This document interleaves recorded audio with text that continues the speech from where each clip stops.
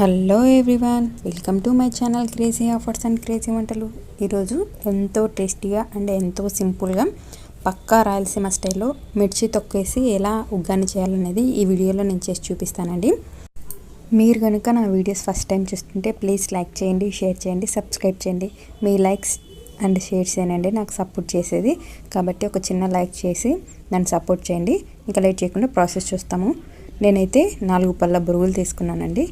అలా ఫస్ట్ ఒక పెద్ద పాత్ర తీసుకొని వాటర్ అందులో యాడ్ చేయాలి. బొరుగులు తీసుకున్న తర్వాత మనం బాగా మునిగేలాగా అందులో వాటర్ యాడ్ చేసి నెక్స్ట్ మనం ప్రాసెస్ స్టార్ట్ చేయాలండి.